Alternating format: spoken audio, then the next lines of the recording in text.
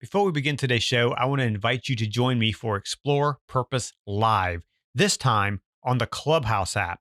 If you're not familiar with Clubhouse, it is an audio-only app that's available on iPhone and Android. Be sure to download it and join the conversation. I'll be on there this Thursday, June 2nd, 7 p.m. Eastern Time. Join me for a compelling conversation about living with purpose and creating impact with that purpose. And you'll be there with other people just like you. We're gonna talk about some exciting things that may be in development that I'm going to share.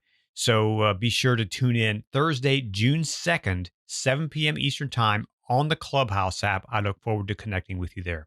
Now, on to the show.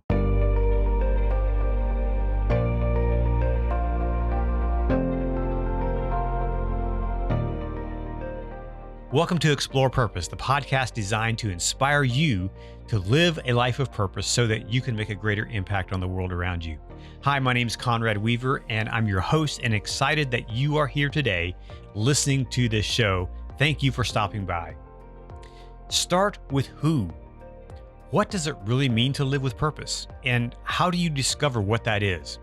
Evan Carmichael says, start with who. Gary Vaynerchuk says Evan consumes so much content and then knows how to DJ it to inspire people.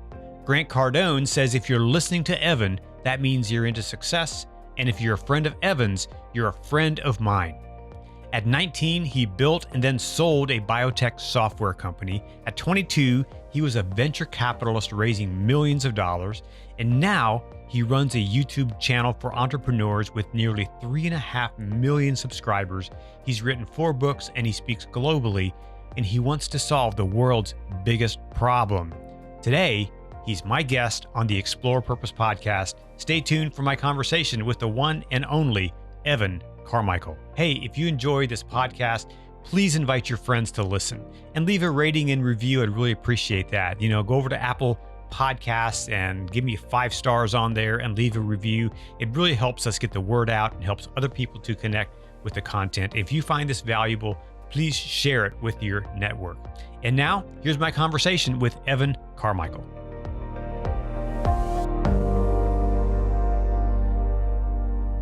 Evan Carmichael, welcome to the Explore Purpose podcast. So good to see you again. Thanks, Conrad. Great to be back, man. Yeah, I had you a few months ago on the My Story podcast, and we'll put a link to that interview below because that tells kind of where you told your story and told your story of how you got to where you are. But today, I'm asking you to come and talk about your book, Built to Serve. Okay, first of all, why did you write this book? So I was doing my tour. I hit 23 cities in 90 days across the US. And I was doing that to really conquer my fear of getting up in front of people and not disappointing them every 4 days. And the tour was on about something else. And I kept getting asked the same question in every city I went to, every state that I crossed was, hey, Evan, how do I find my purpose? How do I find my passion? What am I supposed to be doing? Like, oh, well, that's easy. You don't have to go sit on a mountaintop for 10 years or hire some expensive coach. Like, you follow this process, who I have. And then more people say, well, pick me, do it with me and do it with me. And it's like, okay, that's interesting. And about halfway through the tour, because this ended up happening in every city I went to, even though it wasn't what I was talking about on my tour, I thought I need to write this book. And it's funny because I think we will get hit with these moments of inspiration where it feels like it's the right thing to do. And logically, everything in us is telling us not to do it. Like logically, this made no sense for me to write a book right now. I'm on this tour. Every 4 days, we're hitting a new city. We have a travel day. Every 4 days, I'm with my wife, so we want to explore the city. So I'm already losing time every 4 days there. I'm behind on everything. My team's waiting on me for everything. It's total chaos. And now I need to write a book. It's like there's zero time for this, but it just felt like it was the right thing that I had to do. And so I just started writing and finished most of it while I was on my tour. And then the last part on a awesome drive to New York City and back from Toronto. That takes some real discipline to be able to be on a tour, speaking, and then writing as well. How did you manage that time? I see it less as discipline and more like I didn't feel it was forced. I feel like I really wanted to do it. It was in my heart and it had to come out. It was flowing out of your purpose? Yeah, like I was typing as fast as I could pour from my heart into my fingertips. It just, you know, and I think for nonfiction books, I can't speak to fiction because I haven't done any of those, but for nonfiction, they're easy to write when you've done the work. So really, Built to Serve was a result of all of the coaching I had done and all of the one-on-ones that I'd done and all the people, the events who had questions. It was a result of that. So every page in a book, I'm channeling somebody else that I had helped, either on my tour over the years, and just trying to keep up. The flow was going faster than I could type. I was just trying to keep up with the fingers so that I didn't lose my kind of my train of thought on it. But I think the discipline was more on the other side. Just how do I not even discipline? It'd be more, how do I not disappoint people? Because I would budget, okay, I'm gonna spend an hour writing the book, and then the hour turns into 5 hours because I was just in such a flow of getting this stuff out. And then that means there's 4 other hours of me not doing other things that I'm supposed to be doing. So it's a lot of apologies. It's a lot of just letting the team do more and being okay with them making mistakes and apologizing and saying, hey, I can't be here for you right now, or I can't take I trust you, go, here's some rope, go play with it. Yeah, so that was more the issue. And then I broke my neck halfway through that tour, or 2/3 of the way through the tour, and I still continued writing my book. That's crazy. Yeah, I had a concussion, broke my neck in 2 spots, but it ended up being a big blessing. That last I mentioned, I finished the book writing to New York. I was figuring I was going to New York. I had some event, but I couldn't fly because my neck was broken, and the air pressure. It's like you're not allowed to fly with a broken neck. So, and I'm not allowed to drive either because I can't turn my head. So my wife drove us from Toronto to New York and back, which was about a 9-hour drive each way. And I'm on my laptop banging out the end of the book, and had just a massive 18-hour flow session while in the car driving to and back from New York. So it's really more about using what you've got. And I think like the big rocks first. Like, I want to get this done. My heart's emotionally connected to it, and everything else will sort itself out. So it wasn't really discipline of I need to get X number of pages done a day.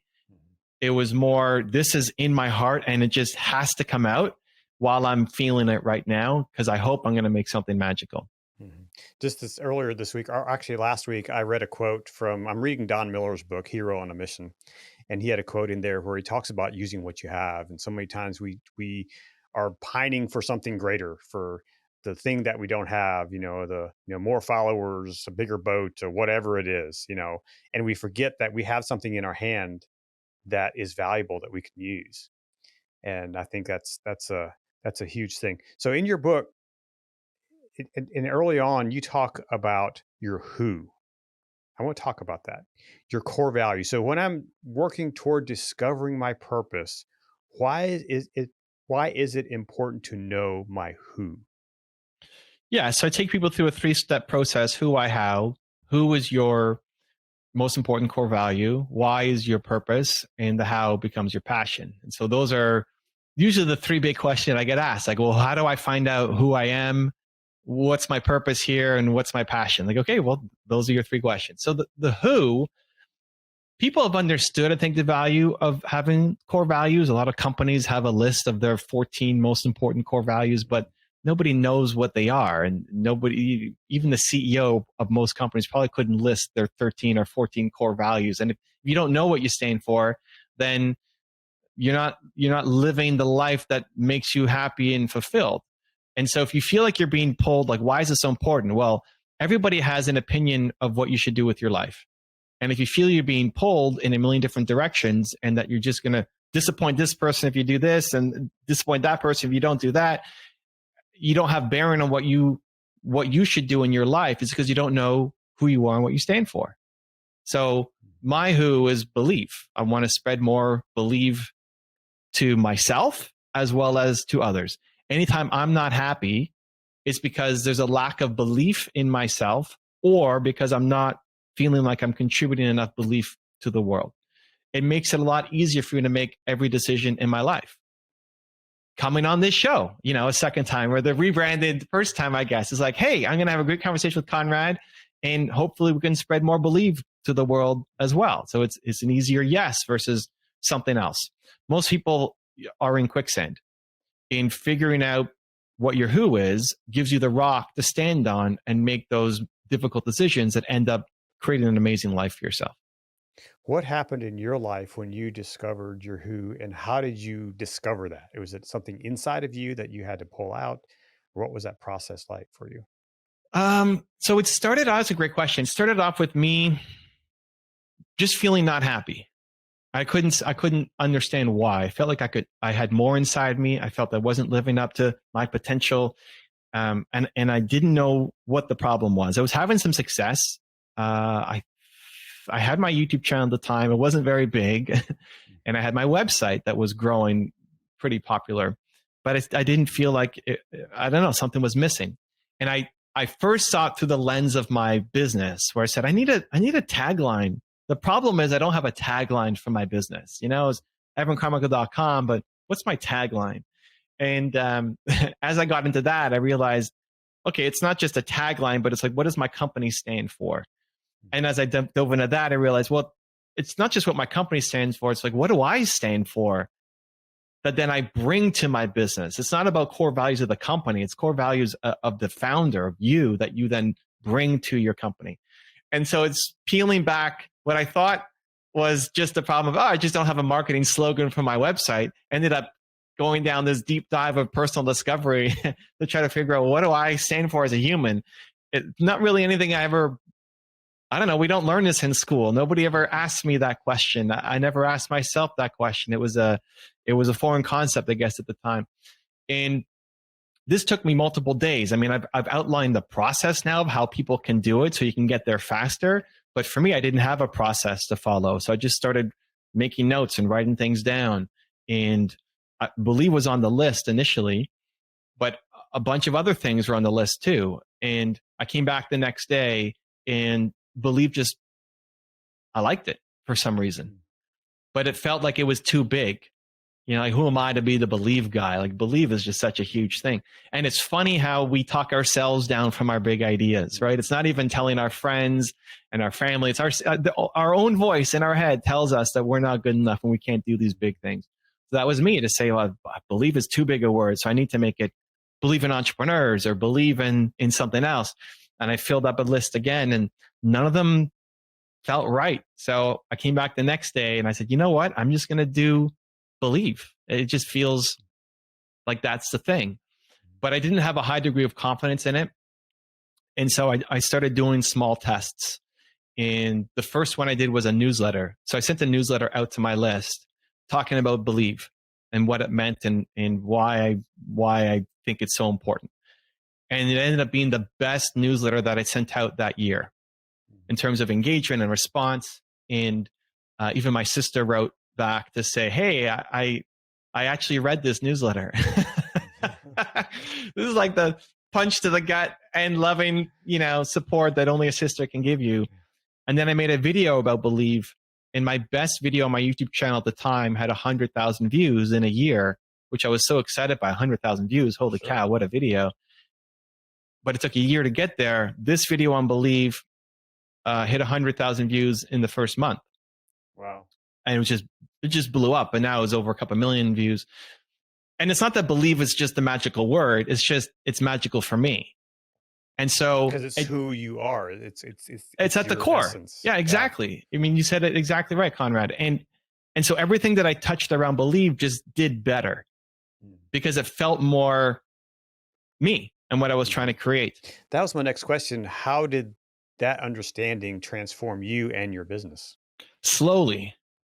Mostly because I was scared, to be honest. I thought, so I'm gonna build a business around just one word? That sounds crazy. And my first book was actually called Your One Word. Before Built to Serve was Your One Word. And to prove it to myself, I did a bunch of these little experiments, like the newsletter, like the video, like a few other things. Every win just gave me a little more confidence to go a little bit further.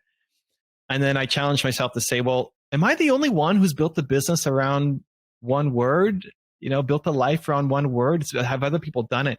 And I went and I found 5 different companies at different levels of success, from $50,000 a year full-time income to multi-million-dollar companies who had all branded themselves and built the business around one word. And I drove to them or flew to them, interviewed them, and that turned into the book, Your One Word. So the more that I was around it and the more progress I made, the more confidence I had to take the next step. But I was creating the blueprint as I was going, where Your One Word and then Built to Serve gives it to people a lot faster and gives them models to follow, so it can give people a lot more confidence. So it doesn't have to take people as long as it did for me to get to the same result. Mm-hmm. So how does discovering that and living out your purpose, how does that lead you closer to making a greater impact? Because I've been saying, just to preface that, I've been saying for the past couple of weeks that if you know your purpose, you can have greater impact on those around you. 100%.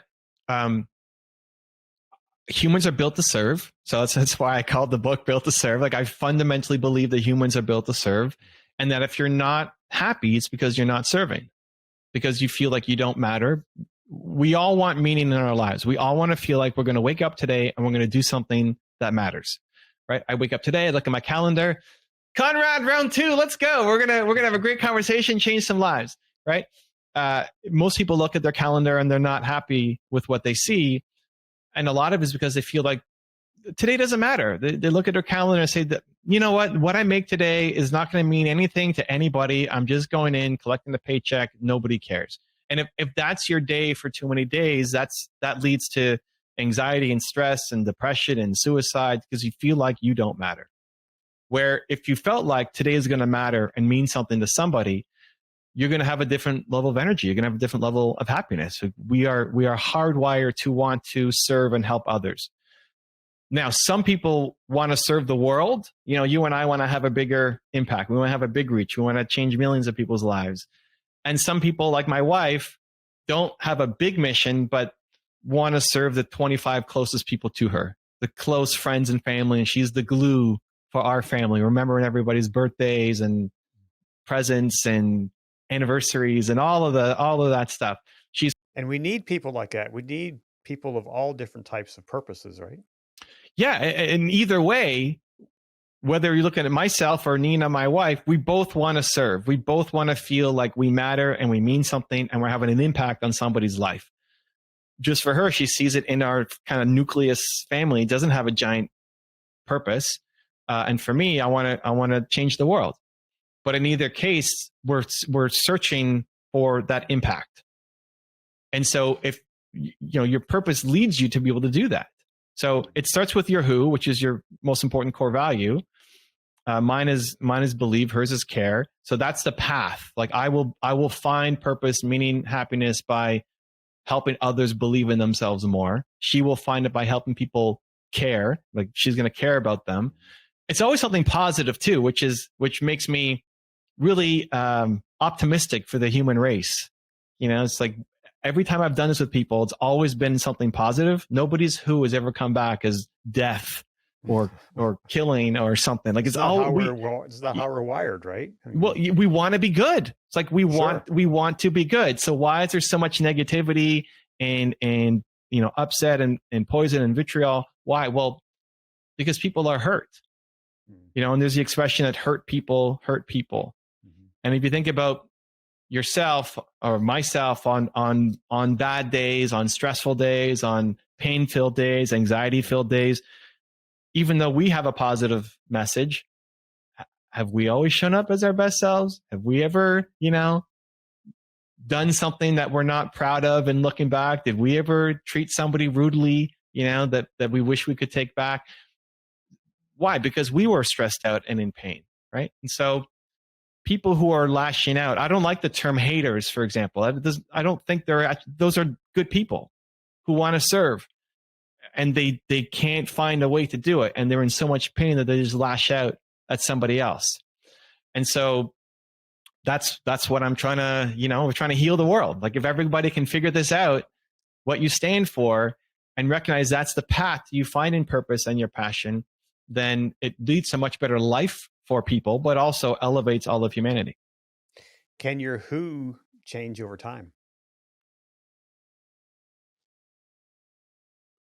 I think so. Having done this exercise with so many people, that's one question I get asked. And the second is, how old am I? I don't know what the age is. Like, people have done this exercise in high schools and elementary schools. Teachers have bought the book and kind of given to their students. I don't know when is old enough. I don't have enough data on that. But having seen people go through the process, sometimes people get it wrong the first time because they're stuck in a situation. Like you're stuck dealing with a bad boss, or you're stuck in a divorce, or you're stuck dealing with just something that's overwhelming right now. You're unhappy that your boss doesn't respect you. So respect is my who, like that's my who. And then once you get through that situation, you realize, oh, like, respect is important to me, but it's not the main thing. And with greater perspective, you can make a better decision. But apart from that, I haven't seen people then change, like, oh, well, now I'm somebody else, right? Like, if you had to pick your who, what would it be? I think impact. So imagine Conrad now at 120 years old. He still cares about impact. And if anything, he cares about impact more. Mm-hmm. And just having that clarity allows you to go off and create more impact. Like, I'll be 120 years old in a senior citizen home or something, still like trying to make content. As long as my brain functions and I can speak, I'll be in my wheelchair or whatever, still trying to help people believe more in themselves. I don't see that. It's only gotten stronger with time for me and for the people that I've seen go through the process. And I think for people who have, gone through it super quick, like with you, we say, no, like, at 120 years old, you're still going to care about impact. If anything, more so. And that gives you the rock to stand on for the rest of your life. Like, if you are not happy, it's because you feel like you're not having an impact somewhere. Right. And that's great awareness. Like, why am I not happy right now? Oh, because I don't feel like I have any impact. So you can go solve that problem. Go impact somebody's life, whether the world, again, with something like this, or one person that you help. Sure. You've gone out and made that impact, and you'll instantly feel better compared to where you were an hour. Right. So, final question, what's something practical that someone can do today to move them toward discovering their who or discovering their purpose? So for the who, I usually go through 5 essential questions, but the one that usually has the biggest impact is, who was your favorite teacher growing up and why? So if you think about the hundreds of teachers that you've had in your life, that you probably wouldn't even recognize most of them. If you walk down the street and they were right next to you, you wouldn't recognize their face. Like, that's how little of an impact they had on you. But there's 1 or 2 that stand out. Say, oh yeah, that person. For me, it was my grade 12 French teacher, Madame Farr. And your favorite teacher is not because they taught you French. It's because they made you a better human in some way. Madame Farr, yes, she taught me French. Great. I don't use French at all. I don't know the last time I had a conversation in French. Like, it's of zero practicality basically to my life right now. So why is she my favorite teacher of all time? Because she helped me believe more in myself. And so if you can think about your favorite teachers of all time, again, it's not the subject matter they taught you, but they made you a better human somehow. You felt better about yourself being around them. Write down what some of those things are, and that's getting more to the core of who you are. And why that's important is because it creates a plan going forward. It's great. It doesn't help that, okay, I like Madame Farr in the past, but knowing that I stand for believe allows me to attract more people around believe into my life right now.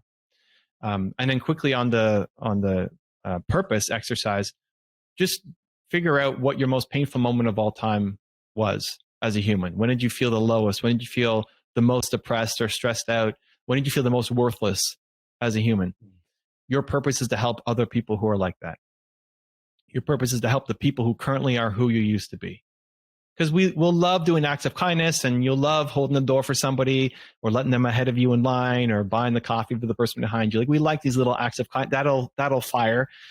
But the most important part is, if you see somebody who currently is who you used to be and they feel hopeless, and in talking to you, you see their eyes light up and say, oh my gosh, I don't have to stay stuck. That's the greatest thing of all time. So your purpose is to help the people who currently are who you used to be. And you're not done growing, and you're not done learning. You're still climbing your staircase of growth and success. And every time you take another step up, you can reach back and help somebody get to where you're at as well. Awesome. The book is Built to Serve. The expert is Evan Carmichael, who is a superhero in the word believe. Evan, thank you so much for being on the podcast today. Thank you for your words of wisdom. Thank you for what you're doing and the impact you're making. Let's go. Thank you, Conrad. Thanks, Evan, for joining me again on the podcast. I really appreciate your content that you produce every day. And we will continue to watch and listen and be inspired by the conversations that you have with leading experts from around the world. So if you enjoyed today's podcast, please subscribe and leave a review and a 5-star rating on Apple Podcasts. I love 5-star ratings, and I'd love to hear what you thought about the show and how you are living out your purpose. And be sure to follow us on all the socials, check out the links in the show notes, and also be sure to join me this Thursday night, June 2nd at 7 p.m. on the Clubhouse app. There's a link below in the show notes. Click on that link and it'll take you to Clubhouse. And if you don't have it on your phone, you can download it. It's an easy download and you can join the conversation. Until next time, go out and make an impact by living life with purpose. Thanks for listening, and I'll talk to you again next time on the Explore Purpose podcast.